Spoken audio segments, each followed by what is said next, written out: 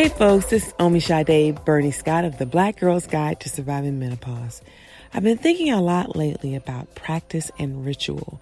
You know, those traditions that are passed down through families from grandparent to parent, parent to child, but also those religious practices and traditions and rituals that are passed down from master teacher to student to initiate. Been thinking a lot lately about how some of the traditions and practices that were a part of who we were before we came to this country, but were stripped away from us, are now being given back to us, gifted back to us. Been thinking about the power of our ancestral through lines and how, though they might have been interrupted, they were never disconnected. And we get to return to those traditions. We get to claim those traditions and bring them back online for our own healing. In this episode, I get to have a conversation with the amazing Karen Rose. Karen Rose is an herbalist, a homeopathic healer, a priestess, a student, and a master teacher. With her Sacred Vibes Apothecary, she provides herbal and plant-based remedies for her local community and for folk like us virtually who also need to access and tap into those traditions, those rituals that were gifted to her from her family in Guyana, from her grandmother, from her grandfather. I know that you're going to enjoy this conversation that I had with Karen. She shares so much of her journey with me and reminds me of the importance of the reclamation of our traditions. Sometimes they're interrupted, but they're never disconnected. I hope you enjoy. This is Omi Sade Bernie Scott, and this is the Black Girl's Guide to Surviving Menopause, introducing Karen Rose. Hey, Karen. Hi, Omi. How are you? I'm good. Thank you so much for agreeing to spend some time with me and have this conversation. I'm happy to.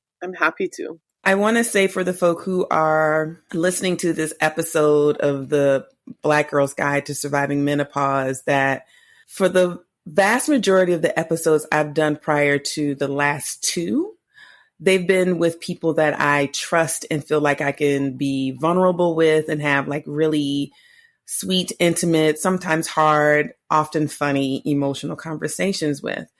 And I'm always present to how we experience people that we don't know their avatars on social media. You know, we see the avatar that's put forth. Sometimes we're compelled by that avatar. Sometimes we're confused by that avatar. And then sometimes social media becomes a tool our ancestors use to catch our attention, to facilitate connection. And I absolutely feel that way about how I happened upon you and was like, why do I feel like I know this sister? What is that about? And as I listen to your voice, as I receive the offerings that you provide us in so many ways around our ability to tap into our own kind of herbal lineage and the plant medicine and the plant allies that live right here around us. But then I also was like, no, there's something else. There's something more than that, because there are people who do that. And I'm like, oh, that's cool. It's groovy. I appreciate that person. But I felt compelled by you. And I was like, wait, what is this? What is this? And then when I found out that you were a Cancer, I was like, that's one thing that makes sense to me, because I absolutely have an affinity for Cancerian energy, having been raised by two Cancerian parents. And then I was trying to pick up on your accent. I was like, where is Karen from? And then when you said you were Guyanese, I was like, oh, this is the sweet reminder of the person who I grew up living next door to, who has such a beautiful relationship with my mom.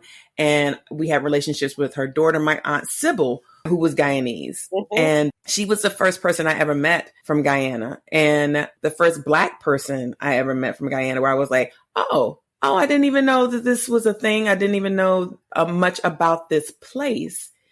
And she just had such a beautiful connection to my mother and my younger sister. And so I just felt like the ancestors were nudging us closer together to be like, you all should be connected. For what reasons will be revealed, but I trust that so deeply. And I just appreciate all the ways in which you show up. Likewise. So I don't know much about you, but when I saw the Black Girls Guide, I was like, this is something I've been thinking of, Mm-hmm. because within my practice, I see so many women that are menopausal, or so many people that are menopausal. And I thought to myself, well, I certainly wish that there was more information for us, Uh-huh.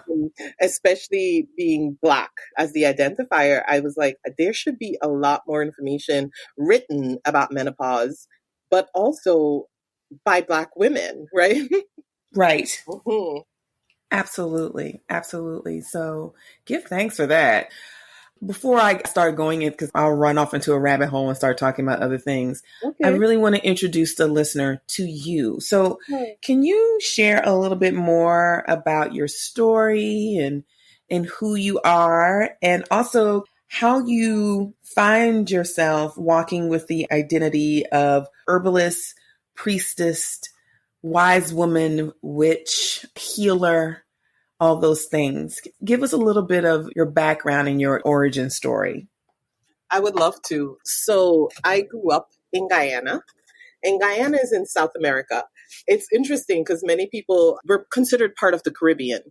And the reason that we're considered part of the Caribbean is that we're the only English speaking country in South America. So we're somehow grouped into the rest of the Caribbean. So I grew up with a Caribbean, a West Indian background.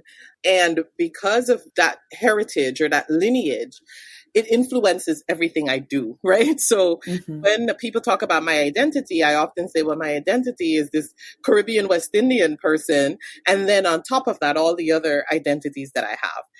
But I think that that has influenced me because the work that I do is directly related to this background. So if I didn't have Caribbean grandparents who were teaching me how to make medicine at a young age, I would have never been able to bring this forward now into my work. Hmm.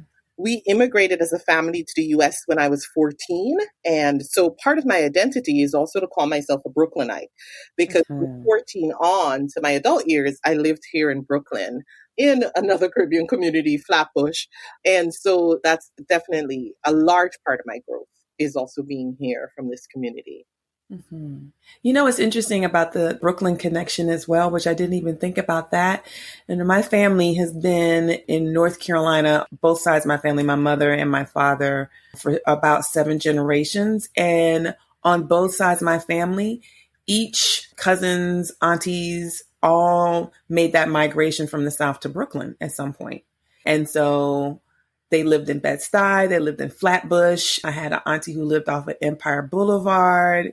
I had an auntie and uncles who lived off of Quincy Street and Sterling Place in Bed-Stuy. And we would spend summers in Brooklyn. Yeah. So if school let out on June 5th, on June 7th, we were in the car with our parents driving to Brooklyn, and they were like, we will see you at the end of the summer. And we would split our time. At that time, we were actually living in Prince George's County, Maryland. We would split our summers in half between Brooklyn and North Carolina. And Brooklyn is where I had my first Italian ice. Brooklyn is where I had my first bagel and lox. Brooklyn is where I had my first Caribbean food, brown stew chicken and jerk chicken and roti. Brooklyn is where I think I had my first egg roll and went to my first block party. Yes.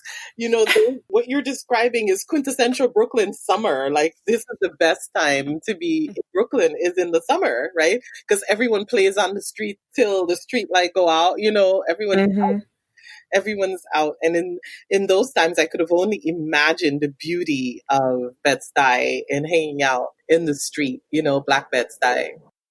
It was great. It was absolutely great. And it was funny because every summer, even though my sister and I knew the folk who lived in the neighborhood around my aunts and uncles, it was almost like a rites of passage every summer to come back and reprove your worth or your grit. They were like, oh, here go these country girls again coming up here. And one of the lines of demarcation was double Dutch. Yes. Yes, I could only see that. You know, your story reminds me so much. It was kind of the opposite for us. We lived in the city, and come summer, the day after school or the day of the last day of school, my grandmother would have already arrived a few days prior. She would just pack us up and take us to the country. And my sister and I, and going home to the country in Essequibo, where I was born, going back with her to that house was the highlight of our summers because we got sun free. I got to like really be the voyeur of all my spiritual practices that I use by those summers spent by going back to my grandmother's house in the country. So I'm listening and I'm like, yes, I know that feeling about like the day after and you're gone. You won't be back. Literally, we'll be coming back maybe a day before we had to go back to school. No much time with the parents over the summer. That's right. You had to come back in time to get your hair done so you wouldn't be looking crazy going back to school. And that's it. They weren't having us back early to play. I love it. I love it. Can you tell us more about this ancestral herbalist practice that was gifted to you by your parents and your grandparents? Tell us more about this practice and also other learnings or practices that have influenced where you are now as a master teacher with so many people. Yeah, you know, I grew up in a space where I mention Essequibo a lot because Essequibo Coast, where I was born and grew at my grandmother's house, was a place where there was no doctors, right? So, you know, it was a village really of people who had healing practices that had to come forth. I think later in the time they had a hospital, but growing up, most of us got our healing from neighbors, from other people in the community. But we didn't call them healers. We just knew who to go to. That was so interesting to me to be like, you know, in this community, we call people with a special talent for different things healers, right? But in that community, it was just uncle this or auntie that. So in this community had settled a lot of indigenous people. There were people who were enslaved that were now free, the Black folks. There were also people who had come to the Caribbean to work as indentured servants. So there was a large population of Indians. There was a large population of Chinese. So on this coast, it was very diverse. And all those people brought their healing practices with them. My grandmother was Chinese and Black. She was Chinese and African from Ghana. And my grandma had a lot of healing skills that she got from both of her parents. But one of the things that my grandmother did was to utilize plant medicine all the time. My grandmother didn't say she was an herbalist, but she was constantly feeding us plant medicine, constantly using plant medicine if we were sick, and constantly recommending plant medicine to other people who were also not feeling well. It was just such normalcy that I didn't think of my grandmother as anything other than my grandmother. She was also a seamstress, right, who sewed other people's clothes, but that's just who Granny was, right? So never looked beyond that. As I got older and I started to utilize plant medicine and watch my grandmother utilize plant medicine, I realized I had a love of plants. My sisters would tease me because from morning I was in the trees and I wouldn't come down until it was lunchtime. And then I would be back up in a tree. And when I was in a tree, I was constantly talking to spirits and in communication with things that were unseen, right? And so my grandmother used to say it's there's a superstition or I hate to call things superstition. First of all, there's a belief that at 12 o'clock p.m. that as a child, you shouldn't be in the tree because there's spirits that come out at noon. So my grandmother would lean out the window and said, girl, get out of that tree. It's 12 o'clock, you know? So that's how I would like return to myself and get out the tree at 12 o'clock. And then in the afternoon, like go back and eat fruits and hang out with the trees. But I was always looking for a space where I could get really quiet and I could just be with plants. And I didn't know what that would grow into. I didn't even know what part of me that was, but I would isolate a lot. I had two sisters and one brother, so I had three siblings, but they would go off and do their own thing. And I was always this kid who was very different and would isolate a lot. And so they thought I don't know if they thought I was lonely, but I definitely wasn't, because Mm-hmm. my mom would say, "Oh, she's over there having a whole conversation." And literally, and the plants were a huge part of my friends and the spirits that taught me about plants. So a lot of my learning happened then. Later in my life, I came to find out that my father's father, my grandfather, Joshua, was also a medicine person. So my grandfather, Joshua, did a lot of spiritual healing. He was a rice farmer and a balata bleeder, and was someone who was very in touch with nature and had a strong practice around working with people to remove spirits from them, or working with people to heal them from like injuries or snake bites or things like that. So my Mm. grandfather Joshua had also a deep connected lineage to spiritual healing. And I'm realizing that he's one of my primary guides in this work. He guides me a lot in my work here with others. So this is ancestral lineage that I come from for my spiritual work.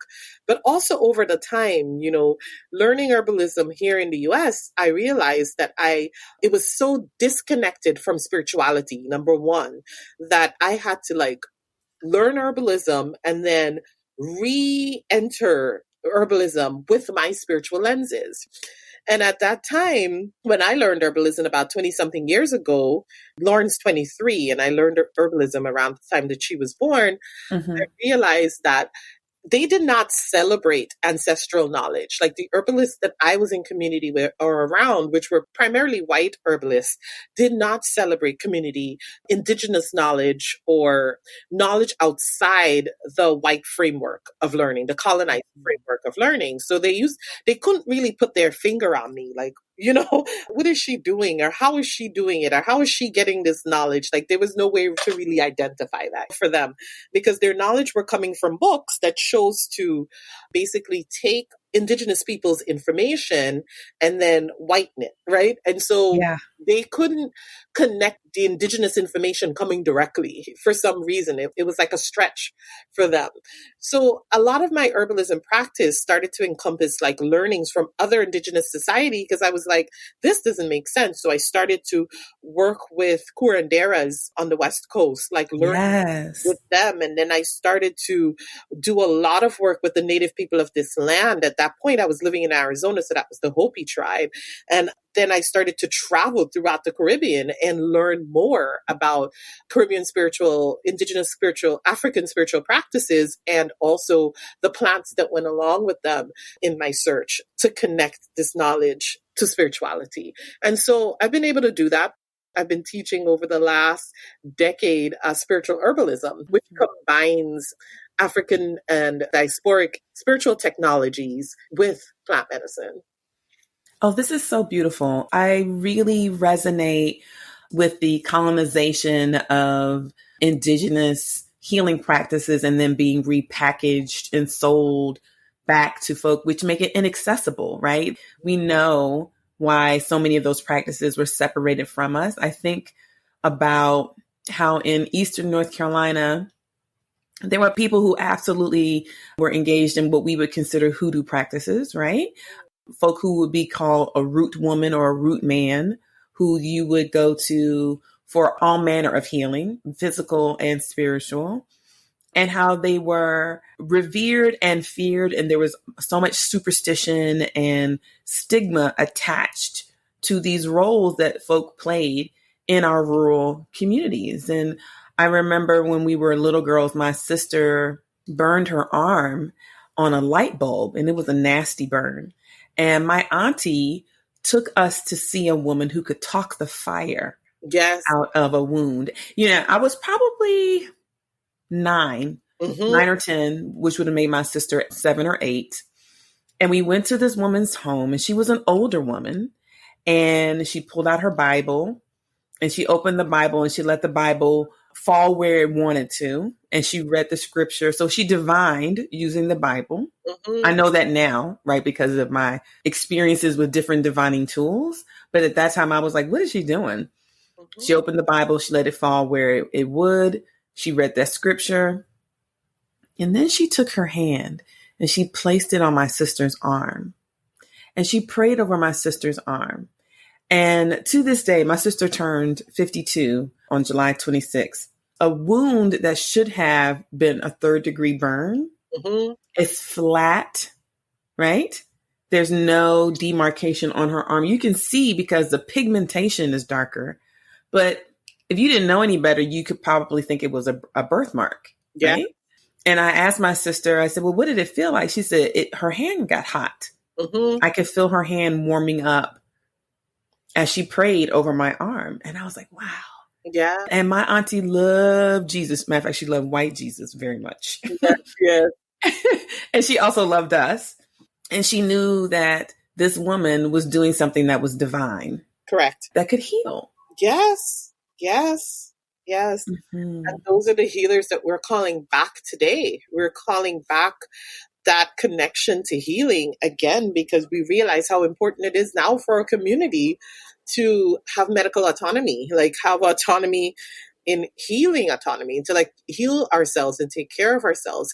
So if we were to think about it, if something like that were to happen, who could we go to in our community?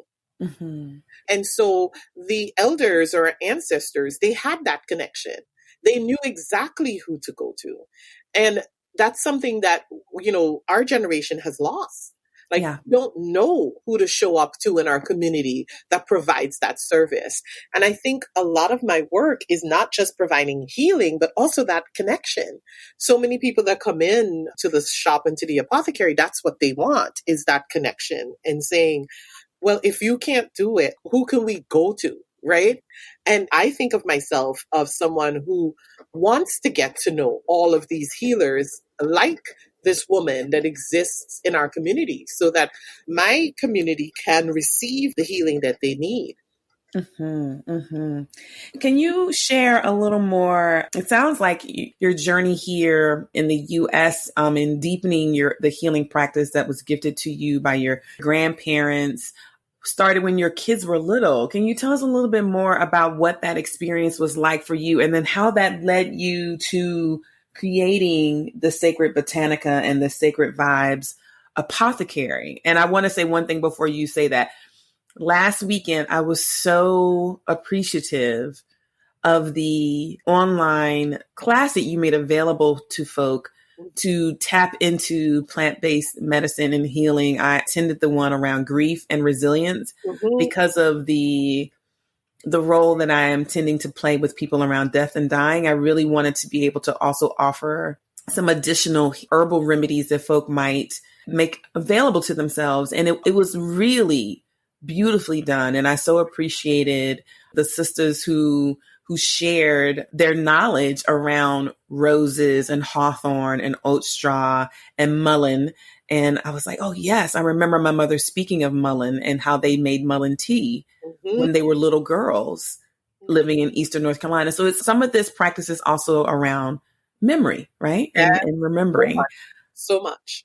Yeah. But I would love to hear like what this trajectory has been like for you when you were a younger woman and a younger mom, and now how you see your practice evolving, where you are currently and then the age you are right now. It's super interesting question to ask. So, you know, when you first come to any country, well, as immigrants come into a country, right, you kind of unlearn your practices in order to fit in, right? So to feel integrated into this culture, we abandoned a lot of our practice. So my mom was like, listen, you're going to go assimilation, you go to school, you get health insurance, you know, all of these things happened. But then I moved away to the West Coast and I had my daughter, I had Lauren. And Lauren had gotten sick and she had an ear infection. You know, I went to the doctor and the first set of antibiotics didn't heal the ear infection. And I went back to them and I said, why didn't it heal? And they were like, we don't know, but here's another set. And it just couldn't sit right with me because she was 18 months old. And I was like, there has to be something else. Like my grandmother would never give us antibiotics and be like, you know, that's it. Mm-hmm. So I called my grandmother and I was like, well, what plant should I use? And my grandmother at that time still was living in Guyana. And so she's telling me about all these plants in Guyana. And I'm like, oh gosh, I'm like, "Yeah, I'm in Arizona. This is the desert Right. and you're on the equator. Totally different, Different environment." access, different access. Exactly. So at that point, I said, I need to learn the herbs that exist here. And I started to go study the herbalism there. So my children have always been a part of my herbal journey. So Lauren was little while I was in herb school, studying and learning.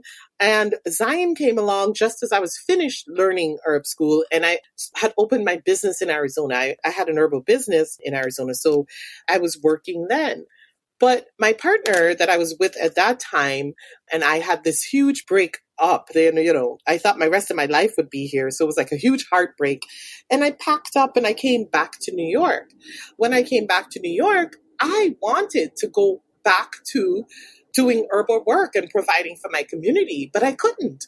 I needed to take care of my children. So a lot of times, women especially come to me and they say, how did you do it? How did you open this business? The thing for me is like, I held on to that dream, even though I had to work in a secular corporate environment. Mm-hmm. So for me, it was like, even though I went back to work in a corporate environment, every day there, I kept dreaming about the time that I would be able to open my own business again.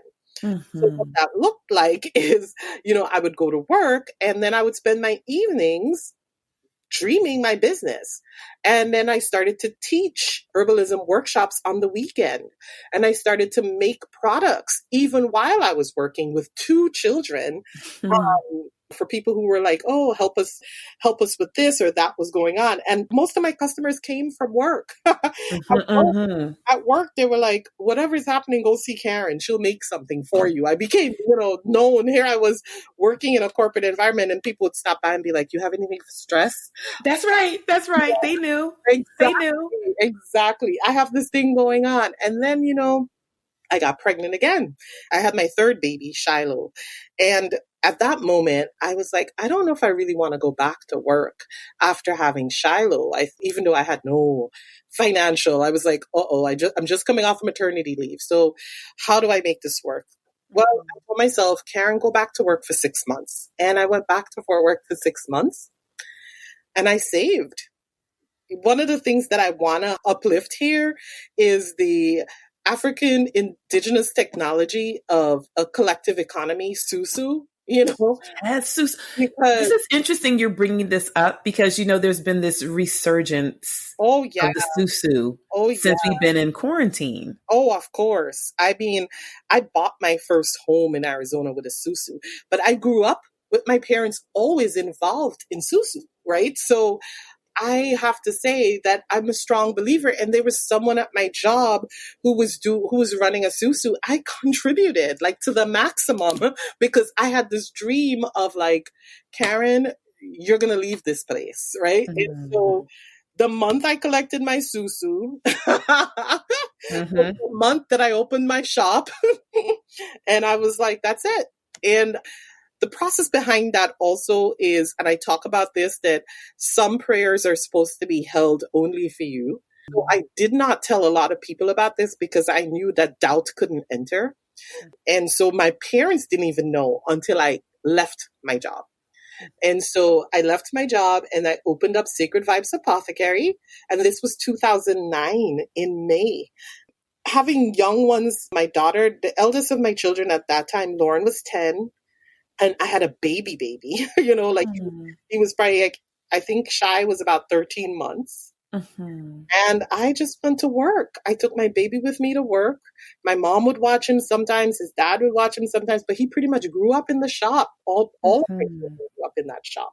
Just the other day, I was talking to Lauren and she said to me, Mom, she was reading about the 4-hour work week and we started to laugh. And I was like, I think this was written by a white man. And she's like, yes, it is. Yeah, because, and she said, I said, Ren, remember when I started the business, I worked 6 hours a day, 6 days a week. And she said, Mom, I know. I was there when you were working 6 days a week. She's like, the only way we could see you was like coming to the shop. Mm-hmm. I think that a lot of the sacrifices that were made was around family. Like my family knew where I was going to be. So I had to create an environment in my shop that was very family oriented because I had my children with me. And I love that because I think that was a big part of why Sacred Vibes Apothecary feels so much like a community, because people always saw a community in there. They knew they could bring their kids. They knew they could bring their parents, aunt, uncle. They knew they could bring people with them to that space, and we would just all be in conversation. My kids would go off with their kids and play while were talking to me about herbs and healing and what was beneficial. And I'm glad it started that way because it made it easier to maintain. Mm-hmm. Mm-hmm. I think that is a beautiful reminder for us that you do what you need to do so you can do what you want to do. Mm-hmm. Right. And then this resurgence of the susu for folk who have not been familiar with susus or experiencing susus for the first time as this beautiful mutual aid, reciprocal relationship where people invest in each other and then are the beneficiaries of this investment. And it can really help you manifest the things you want to do. And I also want to be clear, there are folk who are like, susus are very different from pyramid schemes. Absolutely. So Yes, absolutely. I want to name that.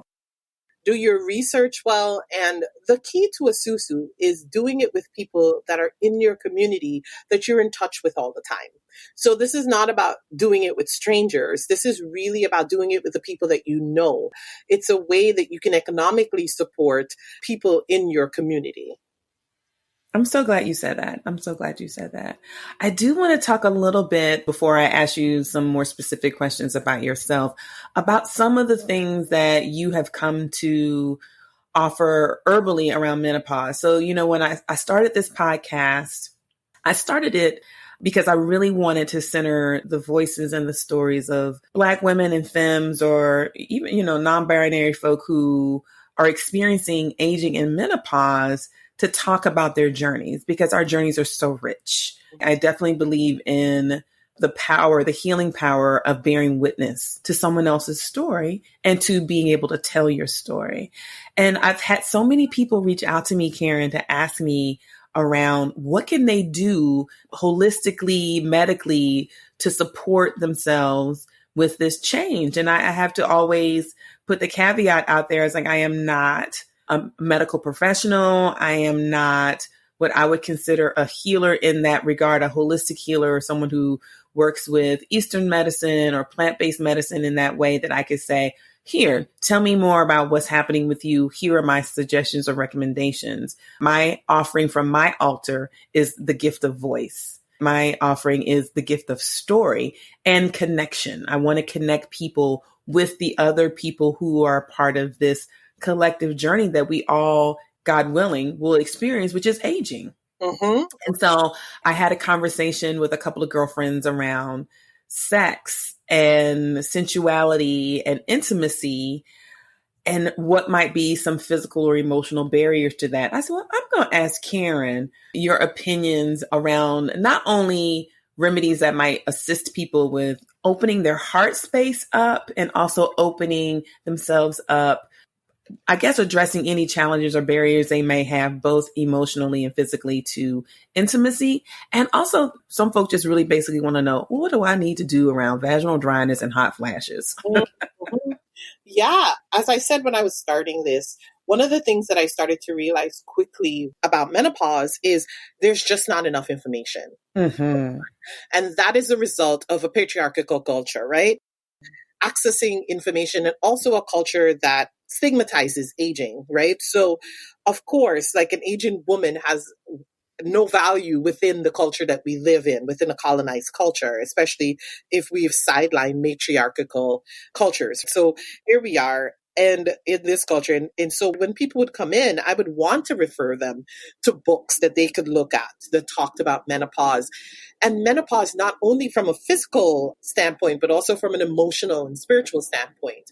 Mm-hmm. Beyond that, the experience of Black folks going through menopause is further layered because of many different issues. One of the issues being poverty and lack of access, right? So I see many times the experiences of menopause that we have to lean on is what we've learned from our white counterparts. And a lot of our white counterparts have money to help them manage menopause, right? So they're going to like hormone replacement therapy and hormonal doctors and getting injections and all of the things that is not accessible to us in the way that it's accessible to our counterparts that exist and may also be going through menopause, right? So I want to point that out first. So when people come to the apothecary without this access, I have to then think of different ways in which we could support each other through menopause. And it's not going to be found on the TV from women who have a lot more money, right? So one of the things that constantly come up is, I know my hormones are changing. I am feeling my hormones change inside of my body. What can I do? So ways that people feel their hormones change inside of their body is by hot flashes, right, or by lack of libido, or by vaginal dryness, or by changes on their skin, right? Their skin feel different. Many of these feel symptomatic. A lot of the changes that we're going through with our hormones. So the first thing that I start to think about is, okay, how do we balance the hormones out, right? And herbs that I like to use for balancing hormones out in menopause are Vitex. And Vitex is great if you're not on birth control. I also love Shatavari and Maca. Maca is really beautiful. Maca and Shatavari is really beautiful because it helps to balance the hormones out, but it also helps with libido. And it also helps with stress. So as your hormones are balanced, then your libido gets stronger. And also maca is like a superfood and it gives you energy and helps with stress. So it's one of my favorite blends. And we have it at our apothecary and we call it Hormonal Harmony. And it's a blend of Shatavari and maca. Also, I mentioned Vitex before. That is a hormonal balancer. It helps with the progesterone and the estrogen cycle. I also love Damiana. Damiana is this great herb that is balancing to our libido. Again, it helps the sex drive. So it's a fiery kind of herb. So it gets the desire, the fire in us relit. Damiana. I love oat straw for vaginal dryness. You would drink oat straw internally for vaginal dryness. And for hot flashes, we have a tea that's called Cool Flash, that it has Damiana, has oat straw, and has this herb that's called motherwort that I really love for like racing heart. And I love motherwort so much. Yes, it is great for that racing heart feeling and anxious tightness of chest that a lot of menopausal women encounter, anxiety, right? And in Western medicine, it is often interesting to me that so many women go into the emergency room because their heart is racing in menopausal because of hormonal issues, but they think they're about to have a heart attack. And the doctor does all the tests and he's like, no, you're not having a heart attack. But they're not informed that it's because of menopause, right?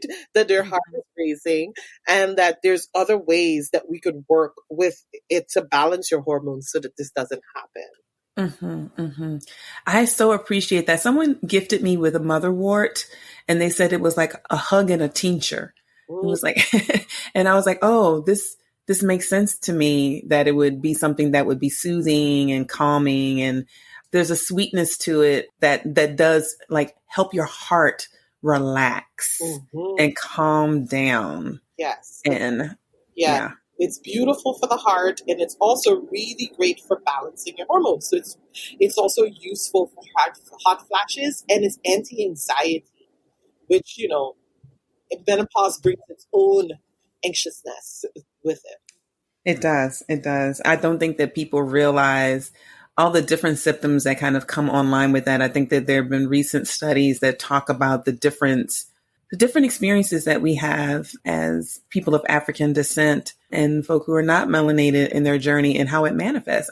Rage and anger is something also that I think is manifested through this menopausal portal, because I call menopause a portal. I was like, it is a portal of transformation from one state of being to another state of being. And one of the emotions that you can access and also learn from is anger as a part of menopause. Yes, isolation, loneliness.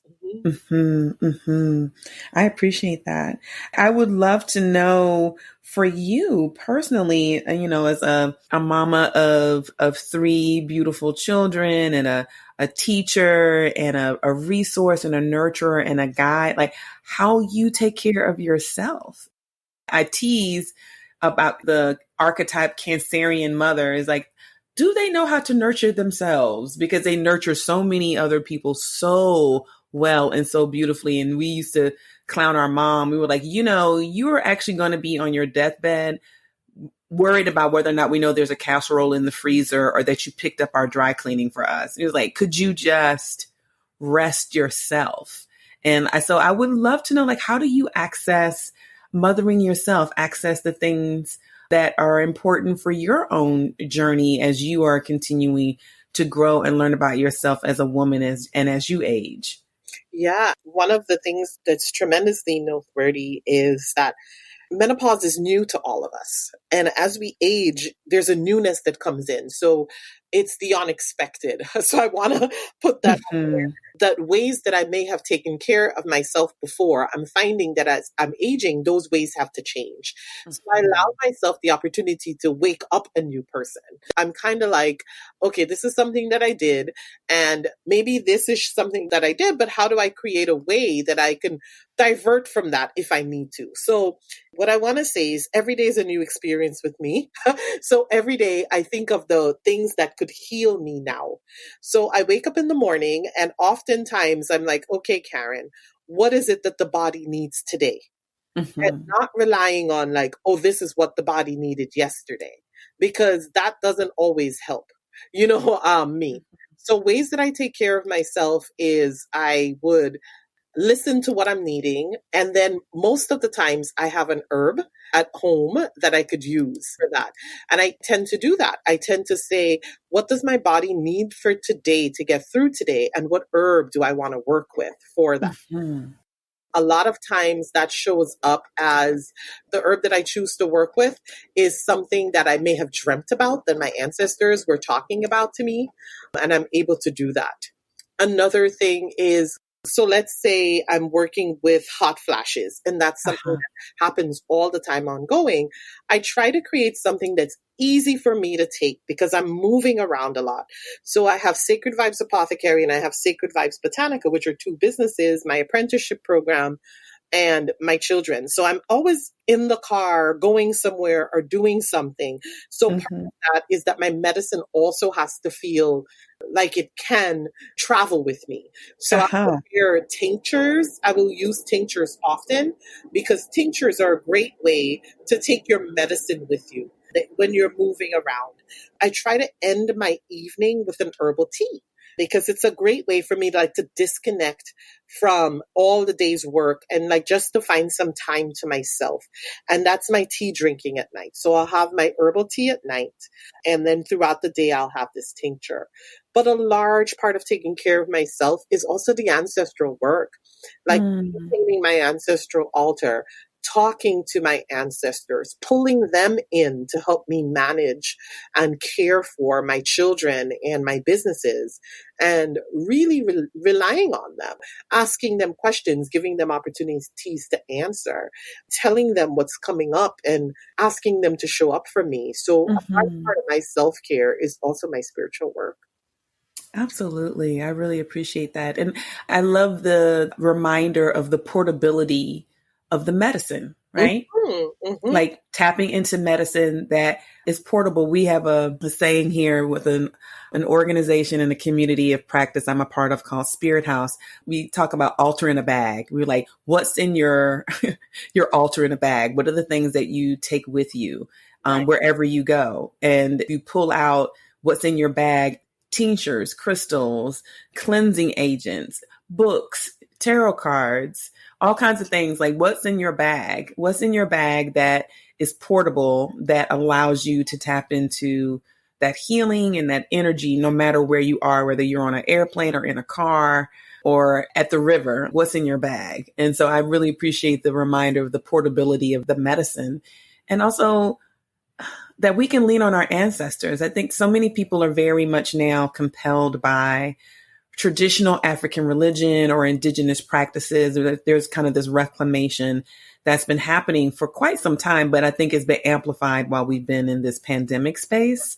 And I try to remind people that your spirit guides, the spirit guides that are divine manifestations in nature, whether you call them Orisha or Loa or whatever you may call them, they're available to everybody, right? Anybody can tap into river energy or ocean energy or mountain energy or earth energy. But your ancestors, they are you. They belong to you and you belong to them. You are a physical manifestation, an extension of that bloodline. And so the love that you tap into is different than the universal love or universal expression of divinity than you might tap into with a spirit guide. I agree. You know, my grandmothers were all entrepreneurs. My mother's mothers and her mothers, they all owned businesses in Guyana. And they were all women. It was a very matriarchal clan, and all these women owned businesses. So I constantly go to them and I'm like, listen, we got to figure out the ways in which I could be supported by this. How can there's something coming up for my business. I say to them, I need your help. I need your help, and I need you to help me with this because this is something that you've done before. That's right. And they're ready to help. They're so ready to help. They're so ready to help. So I have two more questions for you before we get ready to wrap up. One of them is, I'm really struck by the kind of the intergenerational nature of your apprentices and the classes that you offer for folk to be able to access. And so I'm wondering, what kind of intergenerational conversations do you think that we should be having with each other as it relates to our healing and our wellness and remembering the sacredness of who we are? Are there things that you would love for us or would offer for us to consider that's more, that actually that just falls into this intergenerational conversation that I'm hoping that folk will want to access? Are you asking specifically about how to bring together those apprentices? Or maybe what your experience has been, some of the gifts of having these intergenerational apprentices or the intergenerational spaces that you've curated and cultivated. Like, what do you think have been the benefits that basically could translate to things that exist outside of an apothecary, exist outside of a botanica, or exist outside of a herbalist training space? Yes, absolutely. So I'm a lover of elders. I love elders, right? I've learned so much. I was raised by my grandmother, and existing outside of colonized culture is something that creates that naturally in you, because most of our families outside of the US, and even in the US in the South, where a lot of our African values are still strong, is that we have extended families. Our grandparents live with us. Right?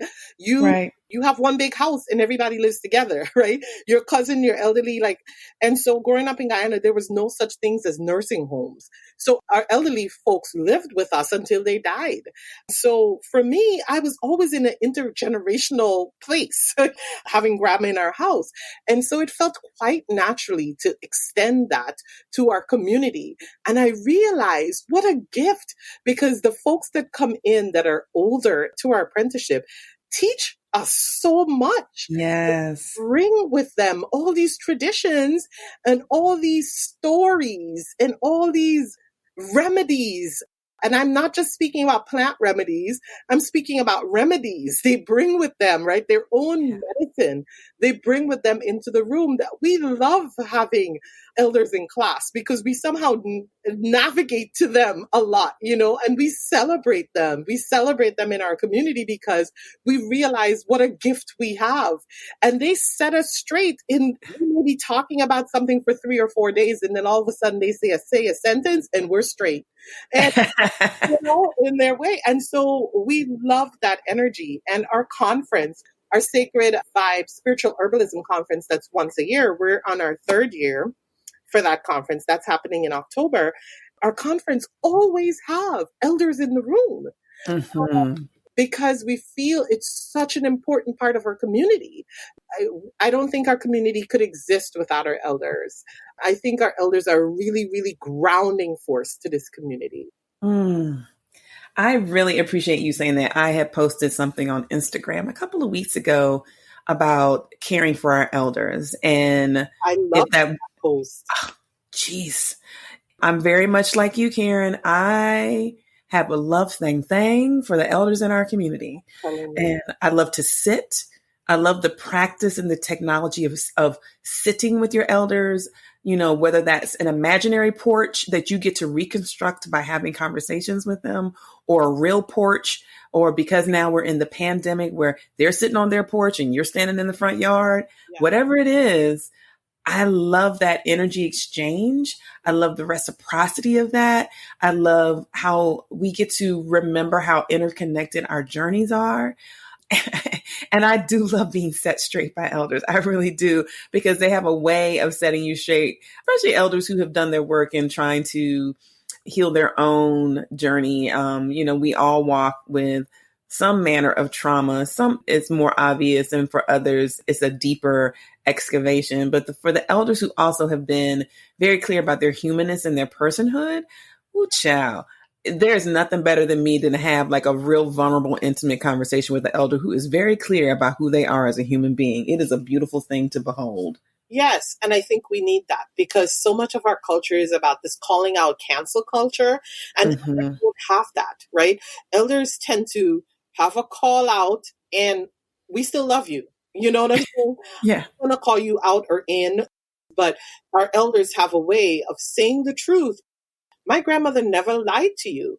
And my grandmother had this uncanny ability of telling the truth and loving you through the truth. So if you didn't want the answer, then don't ask Granny. But if you wanted the answer, ask Granny, and the answer may bring up some feelings in you. And my grandmother was one to say, oh, you feel a certain way about that. And you were allowed to say, well, yeah, I feel like this about it. And then she would say, well, this is what I don't like, but you are this person. So she identified that our actions were different than who we were. So it wasn't this condemnation of the person, but it was definitely saying like this action needs to be improved. And I love that relationship with our elders. I do too. So we are wrapping up and bringing this conversation to a close. And one of the things that I like to do is to give space for the folk who are making an offering to this Black Girls Guide, the opportunity to do that, right? So some of the offerings have been from people's lived experiences, and you really get to choose what it is you'd like to offer to this space we're creating, this energy we're creating. And folk who are listening to the podcast can access that. And my intention that's been set and that is starting to manifest is that there will be a physical guide or a series of guides that people will be able to use and read and gift to other people in their lives. And so I would love for you, Karen, to offer some kind of advice or wisdom or thought for this guide around how we can navigate our aging and our menopause.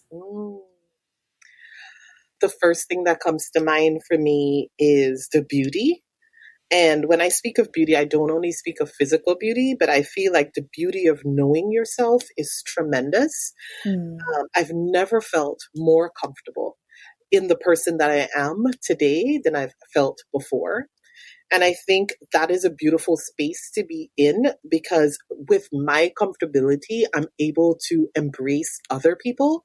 So I don't feel like I'm losing my power by talking about how powerful another woman is, or how powerful someone else is, or how beautiful someone else is, or how generous someone else is. Like it doesn't take away anything from me.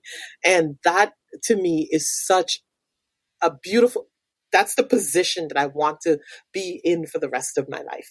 And I think that is a lesson that I've learned from aging, that my success and my beauty and my offerings are here really to support someone else's offerings that they may bring. So on that note, what I want to say is thank you to you for having me here. Thank you to you for having me showcase Karen and showcase the work that we've been doing in community, because you also are embracing the beauty of that lesson. I appreciate that. You're so very welcome. Can you tell our listeners how to follow you or find you on social media, as well as any website links? And I will make sure to put in the episode description the links to your websites and also your handles. But can you say those for me? Sure. So you can find me on Instagram under Empress Karen Rose. Our website is sacredvibeshealing.com. Sacred Vibes Botanica, NYC.com is also our botanical website. And Sacred Vibes Apothecary at Instagram also is how you can follow us on social media. Awesome. And I hope people do take advantage of that, because Karen not only is like breaking down all these beautiful ways that we can enlist the spiritual sacred help of our plant allies, Karen also be breaking down the astrological celestial events that are occurring. And as we are in Mars in retrograde as an Aries, I have to say, I appreciate you shining light on that as well.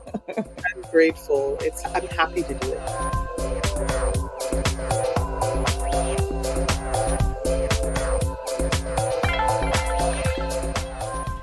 Hey folks, this is Omi Sade Bernie Scott of the Black Girl's Guide to Surviving Menopause. I hope you enjoyed this latest episode of the podcast. Don't forget to check out the information that's shared in the description of this podcast. That's where you can find out more information about Karen Rose and the Sacred Vibes Apothecary. Also, if you're interested in learning more about me or the podcast or the spaces that we intentionally curate and create for stories to be shared for our healing and exchanges, then check out our website, Black Girl's Guide to Surviving Menopause.com. Don't worry, that website information is where? In the description box.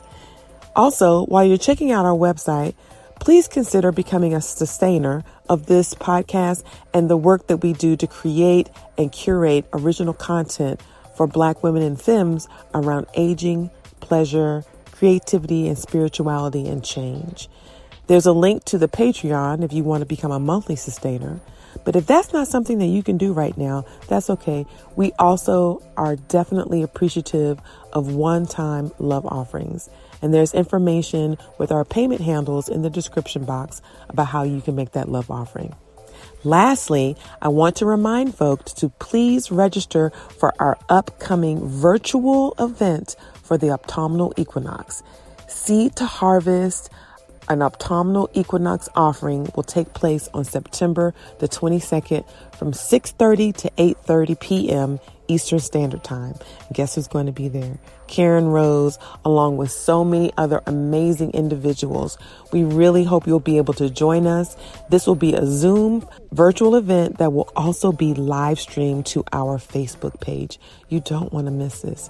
Again, listener letters are something we want to hear from you. So if you have questions or suggestions or thoughts that you would like to provide, send them to our email address, decolonizingthecrone@gmail.com, and put in the subject line, listener letter. We really do want to hear from you. Thanks so much for listening and supporting and affirming this work that we are doing to create spaces to talk about aging and how Black women and femmes and gender non-binary folk are experiencing these changes. We look forward to seeing you again on the dark side of the moon.